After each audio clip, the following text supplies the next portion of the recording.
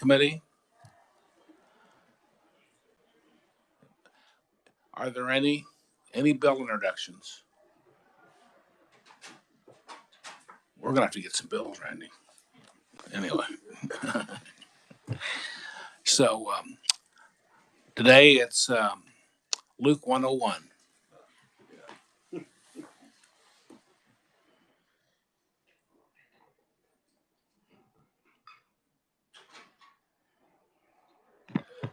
Good afternoon, Mr. Chair, members of the committee. My name is Luke Drury, and I am a senior fiscal analyst with the Kansas Legislative Research Department. You all will likely remember I was the staff for this committee last session, so looking forward to another great session.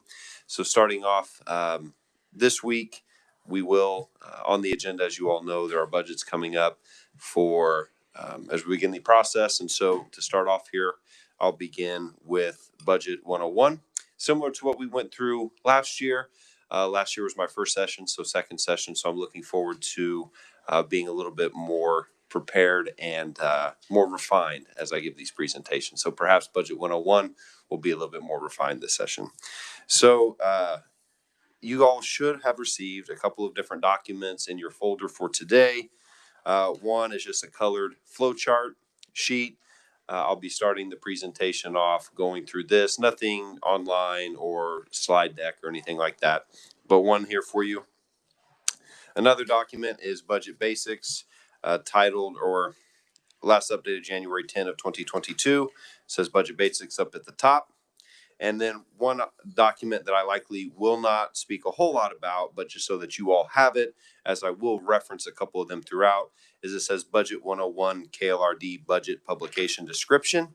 And that document shows the different items that you can expect to see be produced from our office throughout the session as we move through. So beginning with the presentation on Budget 101, again, the purpose of this is to just give you all a general idea of what the process looks like, some things to be cognizant of when it comes to the process, different expenditure categories, etc. So starting off first is just the legislative budgeting process in general, and this speaks more closely to, again, the colored flow chart.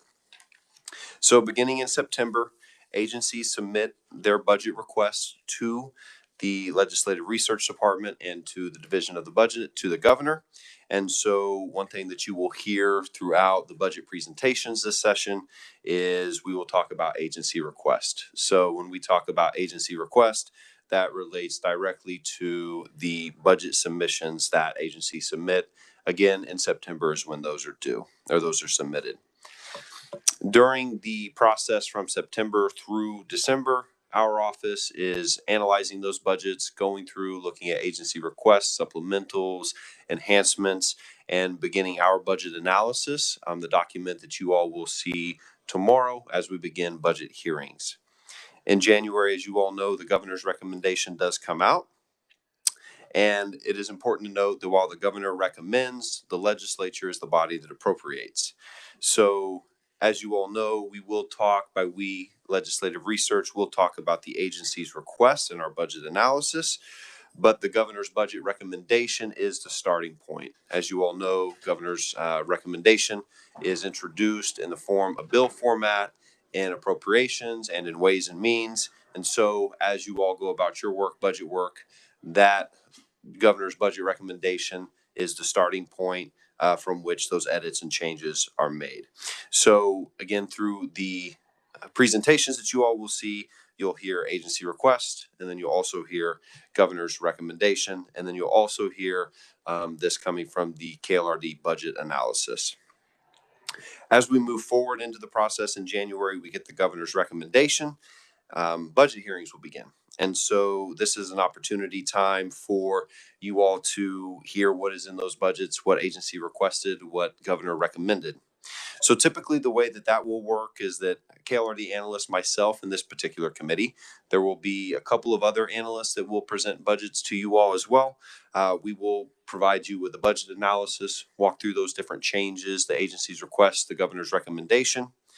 Agencies will then be given an opportunity to present. Some will give more information, presentations than others, but they will always be able to help answer any questions that you all may have. I'll always do the best that I can to answer the questions that I can, but sometimes I'll have to have follow-up, whatnot. Agencies may be able to answer those questions straight away. And then also too, there is opportunity for members of the public, depending on the purview of the chairperson. If there will be other testimony heard on those days, hearings can take 1 day, 2 days, depending. Again, sometimes those presentations, those can be just 1 day, could be a couple days. In addition to that, recommendations could be done on the same day as a budget hearing, or they could be the next day, following day, depending on the size of the agency as well and how many changes you all want to recommend. So, and that's really where the budget committee's roles come in, is starting with those changes to the governor's recommendations. So that is to say, the committee can make recommendations to add money, to delete money, add provisos, simply make notations in the budget, or commend an agency even. At the end of your work, then, once those budgets are approved, there will need to be a motion to approve the budget, and then for each fiscal year. So we are in current fiscal year 2024. The budget year out will be fiscal year 2025. We'll have to have recommendations for both of those years. That will then create a committee report. That is something that I will create, the subcommittee report. Once those subcommittee reports are done, I will send those to members of the committee for you all to review. It is important to note that while you receive the subcommittee report, that does not necessarily mean that you agree with it or that you concur with it. You always have an opportunity to send an email back to me and say, I don't agree with this. I can then note that on the report out to appropriations. Really, it's just a matter to make sure that what is in the committee report is what the committee recommended. In addition to that, if you do not like a committee report recommendation, you always have an opportunity to do a minority report as well. And so that would be something that would be attached to the back of the subcommittee report that would then go to Ways and Means, to House Appropriations. And if that's ever the case, never hesitate to reach out to me and I'll help drafting up those minority reports. After the recommendation is completed, the budget recommendation is completed, that's when we go into report outs.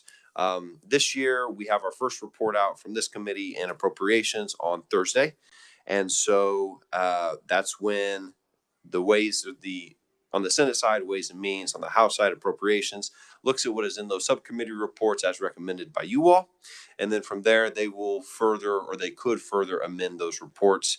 And then ultimately, once Appropriations approves their report, that's when the appropriations bill itself will be edited or modified based on House Appropriations action. So subcommittee report from this budget committee will go to Appropriations. Appropriations will then review, and then they have the opportunity to make further changes at that point in time as well. And then at that point, the subcommittee report that I will create for you all, it helps to track, and that then goes on the legislature's website. It tracks all the different changes throughout. So it'll track any recommendations made by the budget committee. It'll track every recommendation that's made by appropriations, and so on and so forth. Once all the budgets have been presented, all report outs have been taken place in March, that's when we'll go to the floor. So we'll have committee action for the committee of the whole. So as you all will know, then you'll see at this point we will have explanations. This is where your KLRD budget publication, kind of tripping over myself here, we'll show you some reports that we'll put out there. We'll have a shorthand list. We'll have a bill explainer. What are the different changes, recommendations made by the different committees throughout? And then on the floor, amendments are permitted. As you all know, though, there is the pay-go rule that is in place. And so that is to say that you cannot add to the appropriations bill without a corresponding decrease. That keeps all amendments to a budget neutral or zero changes, or net zero changes, rather. Once the committee of the whole then approves its budget, so once the House approves its budget, the Senate will do its work. And then we will go to a conference committee. Again, you all are familiar with these. Conference committee will hammer out any differences between the House position and the Senate position. They will then create that conference committee report. And again, legislative research will provide documentation on that, what those changes were, and what is in the conference committee report. That then goes back to the floor for a simple up or down vote, yes or no. And then again, there will be some more documentation that will provide 3 columns and whatnot, showing what the House position was, what the Senate position was, and what the final position was in those bills. And then that will be the mega bill for 2024, 2025. And then we'll get to the veto session or the omnibus session, and that will be the bills that you all pass throughout session. They may have fiscal notes attached to them, and so that's when legislative research will provide information to you all for an omnibus memo. And so then that will go before the Senate side and the House side and say, these are the different bills that were passed. Here's what the estimates were that they were going to cost. And then it's legislature can then decide if they want to put any money in, and if so, how much, for those different bills that pass throughout the session. As noted too, or as should be noted, is that with the mega bill and also with the omnibus bill, the governor does have an opportunity to line item veto anything within that bill. And that can be that will be a time during the omnibus session for any potential veto overrides that the legislature would like to take up and go on from there. With the omnibus bill as well, it'll also be noted, or should be noted, that any differences between the Senate side and the House side are also go to conference. And so from there, we'll have a conference committee report, and KLRD will provide documentation on what the Senate's position was, what the House position is, and then from there, hammer out those differences in conference, and then again, a simple up or down vote based on that conference committee report. And so then about the time that we get done, it's about time to fire it back up in September again. So that's the general process of how what you all can look forward to and expect moving forward. I know that this is the second year of a biennium, so that whole process shouldn't be anything new. We went through this last year, and we'll go through it again. Now I'll talk a little bit more as opposed to the general process and more into kind of the nuts and the bolts of the budget. So in regard to this, the budget basics document has information that I'll be speaking to here. With the budget, just like with everything else, personal budget as well, is that you have 2 different things going on. You've got funding types, funding streams, so money coming in, and then expenditures, money going out the door. Different funding types that you all will see throughout the session. The big one, State General Fund, you often hear it just be referred to as SGF. That fund is typically primarily funded with income taxes and sales taxes. You also have different special revenue funds that the state, different agencies use. And these special revenue funds really make up the majority of all funds in the state by number. And revenues to these are typically fee generated. So, for example, a couple of regulatory boards and commissions that you all will hear, veterinary examiners and accountancy, those are special revenue funded agencies, so fee funded agencies. By and large, those are funds that are paid through annual renewals.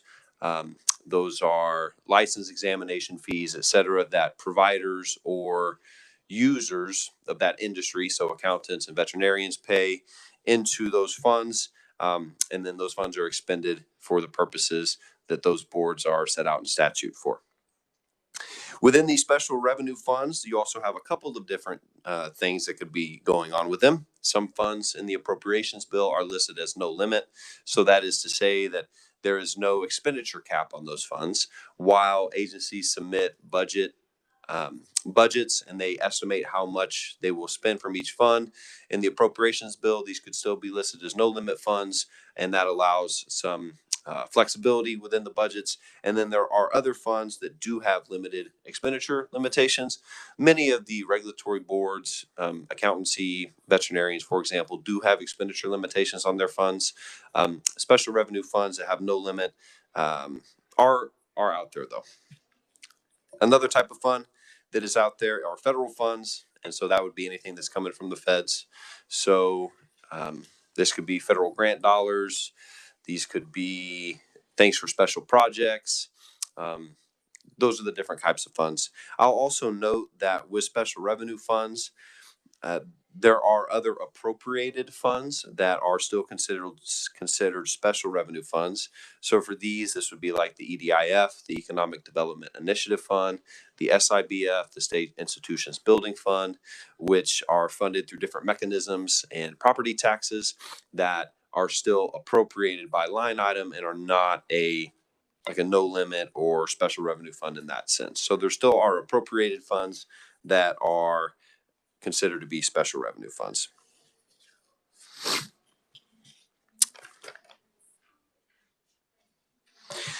In our budget analysis, we will go through in 2024. You all have already approved budgets for these for every state agency for 2024.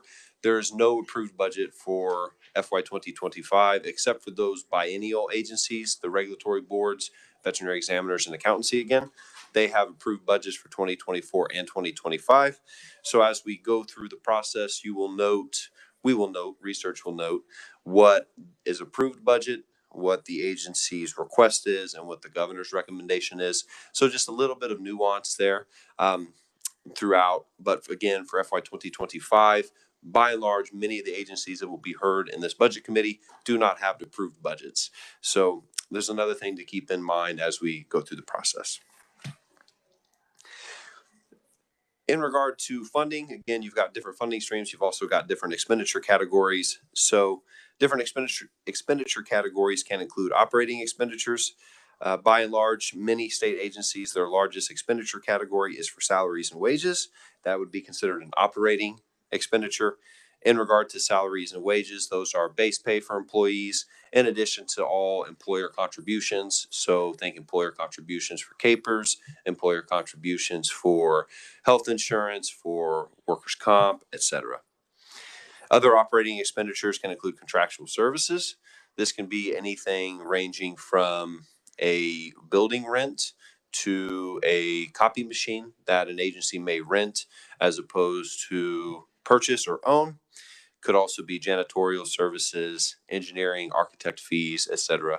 Contractual services has a large breadth of different things. In addition to that, those items, travel expenditures, are typically coded as contractual services as well. Commodities, while we are in agriculture and natural resources, I'm not necessarily just talking about corn and soybeans, although you could see some commodity expenditure showing up in wildlife and parks, for example. But commodities is just anything that's a consumable product. So fuel, that could be for toner cartridges, that could be for any number of different things. Anything that is considered a consumable, pens even. Pens and pencils would be a consumable product, so those would show as a commodity. Capital outlay expenditures are those expenditures for computers, for chairs, tables, etc. And that is all what is made up in operating expenditures. You then have aid to local units of government. So these are payments made by the state or by a state agency to another local unit of government. So that's any political subdivision. That could be a county, that could be a city, that could be a water district. Other assistance payments are payments made from the state to individuals. So those would be some of those programs for food stamps, items like that. Any payment, claims against the state even, would show up as a other assistance payment because that is dollars going to an individual as opposed to dollars going to a political subdivision. Finally, capital improvement projects. These have a wide range of different things they could be for. That could be new building construction, the labs that are getting put up right across the street over here. That's a capital improvement project. Also, if an agency is going to replace carpet in a building, that could be a capital improvement project. If an agency has old buildings that need to be raised, that is demolished, those can also show as capital improvements. So anything that has to do with building, demolishing, or maintaining a state-owned business or state-owned building is a capital improvement project. Throughout the process, you will also hear, and during the budget analysis presentations, you will hear budget supplementals and enhancements. that agencies have requested. You all will hear that. You will also hear whether or not the governor recommends those budget supplementals or enhancements as well. Now, these are typically funding that goes above a need to maintain ongoing or current service levels. This could be a new program, but also, too, you could see supplementals where you have revenue shortfalls. You could see enhancements where, again, there's a new program or a new initiative that is looking to be upstarted. In some years, we have seen reduced resources. It has been a number of years since reduced resources has been something that has come before the governor or this body. This is done by the Division of the Budget, the governor's budget office, asking state agencies to supply a reduced resource package.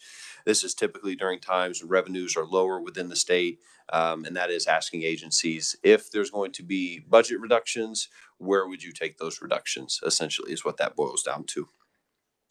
In addition to that, we also have performance-based budget. There is a publication. I think Dylan has touched on it a little bit, but there will be a new. I'm not sure what the term is, Tableau, I think, but anyway, online that you'll be able to filter by fiscal year, by agency, by type of government function. So you can go to Ag and Natural Resources and see what those different expenditure levels are across Ag and Natural Resources budgets. And then in addition to that, the performance measures that agencies submit to the governor's budget office and to legislative research. A couple different things to note on that is that there's a difference between an outcome measure and an output measure. So an output measure would just be simply a statistical count. So an agency may say that they went through X amount of inspections or X amount of renewals. That is an output measure, whereas an outcome measure is one that looks to achieve a little bit more deeper level of performance. So you could get to percent of operators in compliance. That would be an outcome measure. Again, what is that percentage that we're doing that are in compliance versus how many investigations did we complete? Just a little bit of nuance there. So that's essentially just the basics of Budget 101. Again, you all do have some information in front of you, budget basics, and then the KLRD budget publication descriptions. As always, if you all ever have any questions, do not hesitate to reach out. I can swing by your office, go over any questions you all may have about budgets in particular, mechanics, whatnot, nuts and bolts. I'd be happy to do that. But Mr. Chair, I can stand for any questions that y'all may have, or that'll conclude my presentation. Committee, any questions? Representative Jacobs? Thank you, Mr. Chair. Thank you, Luke. And you may have touched on it, but could you give me an example of the no limit fund? Yeah, so there are some funds out there that are considered no limit. Thinking, if I can off the top of my head, think on in this particular budgets that you will hear, for example, wildlife and parks will have some no limit funds. They're bigger. I shouldn't say bigger. Some of the funds that they'll have more expenditures from wildlife fee funds. So that would be when you go buy a hunting license or you buy your deer tag or your turkey tag, that gets deposited into wildlife fee fund. That'll have an expenditure limit on it. Sometimes for federal funds, for example, though, those will come in and not exactly knowing how many receipts will come in based on a grant, et cetera. Those can be no limit funds. So that is to say that if you have the money, if the agency has the money legally, they can still expend those. So each one of those in the appropriations bill, like 2184 from last year, if you flip through it, you'll see some where it'll make an indication on. And I should note too that no general fund is no limit. That is a line item appropriation with you can spend this much. The no limit funds are only for revenue, special revenue funds, and for federal funds. And that's where I made that indication earlier, like State Institutions Building Fund, Economics Development Initiative Fund. While those are considered special revenue funds, they are still appropriated. So those are not no limit funds. They do have an expenditure limitation on those. Representing Cyward. Thank you, Mr. Chair. Just a quick question. I know years ago they were able to take some excess funds and put them in different accounts in different areas. You know, like we could put sales tax into ks.gov to park it and hide it. Do they still do that you know of? Maybe like what you're saying with fee funds or hunting licenses and out-of-state licenses. Those people that get an out-of-state tag, they have to buy a hunting license first, and they don't draw a deer tag. Do they get refunded that? I was told they don't, but do you know if that's true or not? So I do know that there are instances where those, for example, for the hunting licenses, that those are not reimbursable. With that being said, though, they do have, KDWP does have refund policies, but it has to meet those. So an individual could request a refund for those. There are some processing fees and the hunting license fee that are non-refundable, but under certain conditions within the department, they do have policies in order to reimburse those individuals. Doesn't that kind of seem unfair that for them to apply for an out-of-state hunting permit, they have to buy a Kansas hunting license first? And then if they don't get the hunting license, they can't get their money back? Because I think that's a pretty complicated deal. Would we be able to change that, or how do we change that? Mr. Chair, Representative, I'm unsure on the mechanics of that. I know that when we get to Wildlife and Parks budget, I would anticipate for the secretary or for others from the agency to be here. They may be able to answer some questions. I can certainly follow up, though, with the department and identify if that's an internal rule and reg or if that's in statute on that particular policy. Could you do that one thing, find out if they're refundable and how they do it? Might take care of that problem. I appreciate if you could do it. Thanks for all you do too. Sure.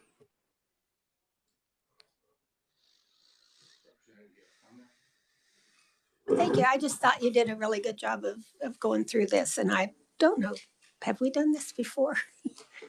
Mr. Chair, Representative, we had a budget 101 last year, but that was my first session with the legislature, so I don't. You may have improved. I hope that I did. You know, but I've been on the committee a long time, and I know it took me years to figure out what I was doing. And this information, even though we might not remember everything, is here on paper. So I really do appreciate you putting that together, because I'm often asked about the budget, and, you know, just to have, to feel like I really know or have a source to go to look at is very helpful. And I do appreciate it very much. Thank you. Just learning the hard way was, you know how we treat freshman legislators here. You're doing a good job, and we've asked you a lot of questions, but my comment is for this committee is that you're going to see a lot of budgets, and you know what your cost of living is, and the things where you live and what your constituents are getting to live on, and not to be afraid if you see a place to take a fillet knife or a chainsaw and say no, those tax dollars are not going there. So don't be afraid to make a suggestion to do something, and you can even make a suggestion probably take no action. But the other thing that Luke mentioned is no matter what we do here, this is just the food. This is the first processing fee. Then it goes to a Probst, and they chew it up, and then it all boils down to 6 people about 2 a.m, sometime in May. So have no fear. Cut what you want. So any questions, anybody? The committee. Thank you, Luke. Thank you, Mr. Chair. So if anybody has anything for the good of the order, we can adjourn. We're going to do Board of Accountancy and the Board of Veterinary Examiners tomorrow. Is that right, Luke? Yep. Do you have the materials for those? that we can look at tonight? I mean, Go ahead, Luke. Yep, Mr. Chair, Representative. I do right now, all of the budget analysis that we have are in draft form, but we will be going over the budgets with the chair after the meeting for accountancy and veterinary examiners. And then two, that will be available. I will send that out to members of the committee before close of business today, sometime this afternoon. So that way you all will have that for review prior to tomorrow's meeting. I do understand, thank you, but I thought I saw on the agenda that we may pass those out tomorrow. Well, Is that if we're ready, I mean, that's a possibility. So I really would like to have a piece of paper instead of an email because I have trouble in the apartment getting things printed and stuff. Okay, thank you. committee, any more comments? We're adjourned.